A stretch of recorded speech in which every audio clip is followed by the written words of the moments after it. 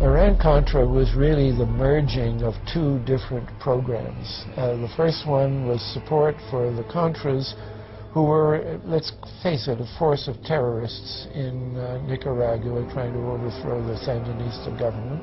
They were being secretly supported by the CIA, and at the bottom of the whole thing was drugs. Iran-Contra was openly exposed by massive network coverage. How was it that in 3 years, a network Washington set up to run arms to the Contras wound up running cocaine into this country for the most vicious drug cartel in the world? At the same time, we were supposed to be fighting a war against drugs. But by the same token, I also smuggled my share of weapons in exchange for those illegal substances, with the full knowledge and assistance of both the DEA and CIA. Betzner says that in 1983 he flew weapons from Florida to El Salvador and drugs from Colombia to the Bahamas on the way back. In 1984, he says, he flew twice from Florida to Costa Rica and back. We could bring back our own cargo, and they would arrange it, or we could bring back their cargo without ever having to worry about interception, arrest, anything like this, that everything was taken care of. What kind of cargo were you talking about? Drugs. Tolliver says he had 2 meetings with this man, CIA veteran Rafael Quintero. Then in March of 1986, he says he flew 14 tons of weapons down to Honduras, to this Contra resupply base set up by the CIA. We take off from Tegucigalpa, Honduras, and we leave. To? South Florida. Where in South Florida? We landed at Homestead. Homestead? Air Force Base. This is the plane Tolliver says he used. The plane traces to a company that had a State Department contract to fly humanitarian supplies to the Contras. In addition to that, 3 dozen sources confirm the basic scheme. We can now report that long before that operation began, there was another operation to provide guns for the Contras, which was also against the law.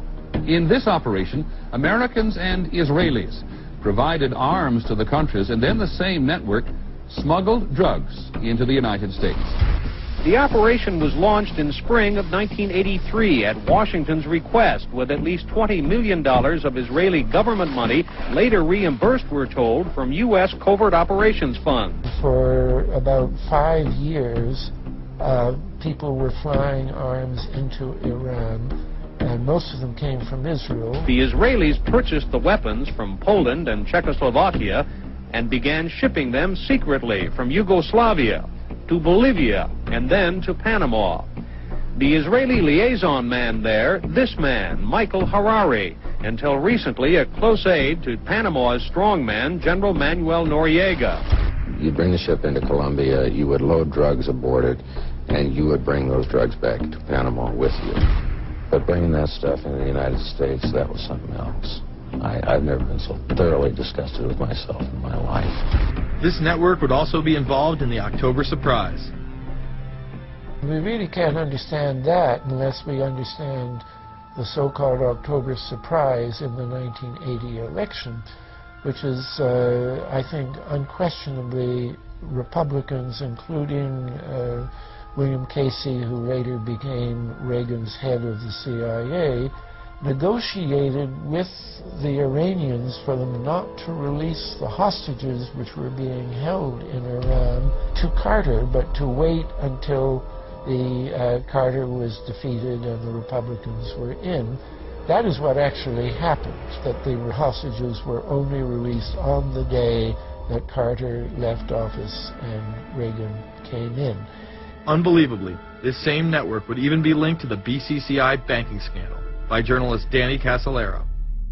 Casolaro was probing a conspiracy he called the Octopus, which involved the Iranian hostage crisis, the Iran-Contra affair, with, believe it or not, all funds channeled through BCCI, the international bank charged with everything from money laundering to fraud. BCCI, it's a shadowy international bank linked to terrorists, drug runners, and dictators.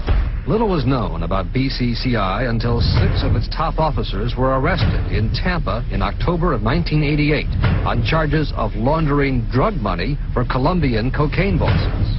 The BCCI men were convicted, and the bank itself pleaded guilty.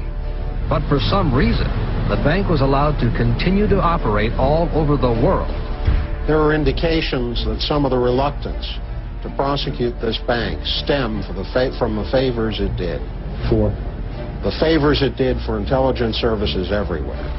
too many secrets of too many countries, too many prominent people, too many hands-on, and that makes it desirable that this entire affair be forgotten. It began to become clear that the global traffic of drugs were funding violent dictators, rigging elections, supporting the arms trade, and enforcing the assassination of anyone who got in the way. Cassolero was found dead for his efforts in exposing this network. His death, of course, ruled a suicide. He was meeting a source in West Virginia. He was about to discover all. Instead, his body was discovered in a hotel room with 12 slashes in his wrist, but when the local authorities ruled it suicide, the family said, no way. The housekeeper had taken calls threatening his life. And I pick it up telephone, I say hello, and he say to me, you son of a bitch, you's dead. Cassolero would not be the only person involved in the scandal to wind up in a casket. Meet Barry Seal. At first, the media portrayed Seal as a drug dealer gone good, who was assassinated by the Colombian mafia. Authorities believe last night's machine gun killing of top drug informant Barry Seal was ordered by drug bosses in Medellin, Colombia, who sent 5 men to Baton Rouge to kill Seal. Sam Dalton was the lawyer that represented the Colombian hitmen convicted of his assassination. We were trying to subpoena the CIA because we felt like they had documents, exhibits, and evidence that would indicate complicity in Seal's assassination. When they were able to gain access of Barry Seal's trunk the night of the murder, the personal phone number of none other than George H.W. Bush was present. Louis Unglesby, the former attorney for Mr. Seal, also confirms that he once called the office of the vice president after Seal had given him the number. You see, the Black Ops drug smuggling operation had not yet been exposed, and intelligence couldn't take any chances. It was later revealed that Seal was involved in smuggling cocaine into Mena, Arkansas, while Bill Clinton sat as governor. 1983, Ronald Reagan was president, Bill Clinton was governor, and little Mena, Arkansas changed from a quiet town to a center for drug smuggling and reported Contra support activity.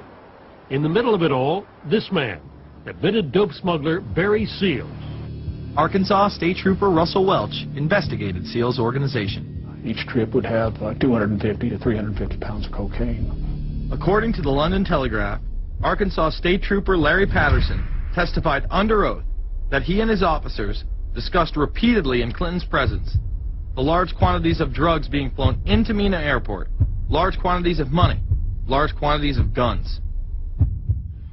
Hot Springs police officers would also record Roger Clinton, Bill's brother, during a cocaine transaction stating, "Gotta get some for my brother. He's got a nose like a vacuum cleaner." There was also a large amount of money laundering going on in Mena.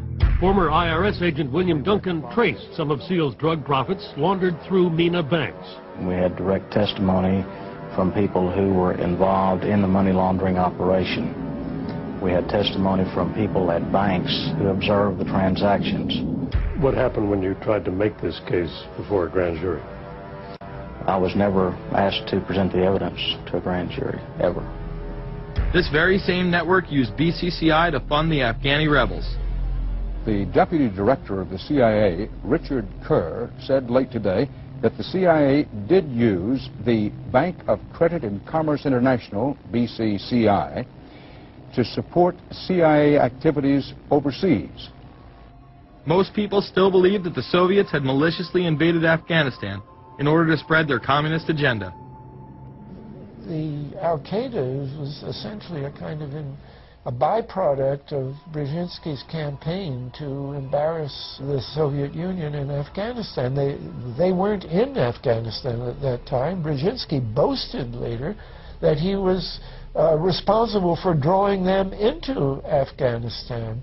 He did this extraordinary interview with Le Nouvel Observateur in France, and they said, but aren't you worried that you've created this whole new force of Al-Qaeda? And he said, oh, what's more important, a few crazed Islamists or the fall of the Berlin Wall? And they said, but you know, is there no danger? Aren't they dangerous? And he said, nonsense. He said all this in 1998. I knew Brzezinski at McGill University. We were students together and took very small classes together. And in some ways he's bright, and in some ways he's kind of nuts. And he had the kind of nuttiness that made him attractive to the Rockefellers. Bin Laden and his network were actually funded by BCCI through U.S. covert operations. Well, the reason I bring it up, if you've ever heard any of our call-in shows, you know that we have people that think about the conspiracy theories of people like you.